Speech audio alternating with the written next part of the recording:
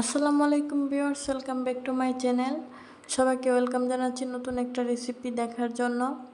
আজকের রেসিপিতে আমি শেয়ার করব বাইম মাছ ভুনা রেসিপি। আর এই রেসিপিটা আমি এমনভাবে রান্না করব যা একদম মাংসের স্বাদকেও হার মানাবে। বাইম মাছ কীভাবে কাটতে হয় তা কম বেশি সবাই জানে, তাই আমি আর কাটা শেয়ার করলাম না। এই যে এখানে বাইম মাছগুলো ভালো করে ধুয়ে পরিষ্কার করে নিয়েছি। এখন আমি একটা পাতিল বসিয়ে দিলাম। পাতিলটা গরম হওয়ার পর এখানে আমি 3 টেবিল চামচের মতো তেল দিয়েছি। তেলটা গরম হওয়ার পর এখানে আমি দিয়েছি 1 কাপ পরিমাণ পেঁয়াজ কুচি। এগুলোকে এখন ভেজে নিতে হবে। তারপর হালকা ভাজা হয়ে গেলে এর মধ্যে দিয়ে দিব 1 চা চামচ পরিমাণ আদা বাটা। এখন এগুলোকে আরও 1 মিনিটের মতো ভাজতে হবে। 1 মিনিট ভাজা হয়ে গেলে তারপর এখানে দিয়ে দিব অল্প পরিমাণে পানি। এখন এর মধ্যে বাকি মশলাগুলো দিয়ে দিব। এখানে দিব 2 চামচ পরিমাণ মরিচের গুঁড়া, 1 চামচ পরিমাণ হলুদের গুঁড়া, 1 চামচ ধনিয়া গুঁড়া, হাফ চামচ জিরার গুঁড়া। তারপর এগুলোকে খুব ভালোভাবে মিশিয়ে এর মধ্যে স্বাদ মতো লবণ দিয়ে আবারও ভালো করে মিক্স করে নিব।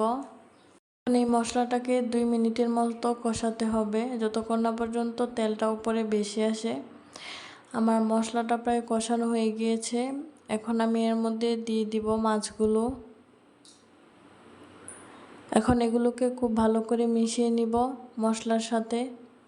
তারপর 5-7 মিনিটের জন্য এগুলোকে 5-7 মিনিট কষাতে হবে। এজন্য ঢাকনা দিয়ে ঢেকে দিয়েছি। ফিরে এলাম 5 মিনিট পর। দেখতেই পাচ্ছেন ভিউয়ার্স, আমার মাছগুলো একদম কষানো হয়ে গিয়েছে। এখন আমি এর মধ্যে একটু পানি দিয়ে দিব যাতে মাছগুলো ভালো করে সিদ্ধ হয়ে যায়। এটাকে 10 মিনিটের জন্য ঢাকনা দিয়ে ঢেকে দিব। ফিরে এলাম 10 মিনিট পর। এখন এর মধ্যে কাঁচামরিচ দিয়ে দিব। তারপর দিব হচ্ছে ধনিয়া পাতা। ধনিয়া পাতাটা অপশনাল, হাতের কাছে না থাকলে নাও দিতে পারেন। এই তো এখন 2 মিনিট আরও রান্না করে এগুলোকে নামিয়ে নিব। এখন এগুলোকে আরও 2 থেকে 3 মিনিটের মতো রান্না করে নিব। ফিরে এলাম 2 মিনিট পর। আমার মাছটা একদম পারফেক্টলি রান্না হয়ে গিয়েছে। এখন আমি এটাকে নামিয়ে নিব। আমার ভিডিওটি ভালো লাগলে লাইক, কমেন্ট এবং শেয়ার করবেন।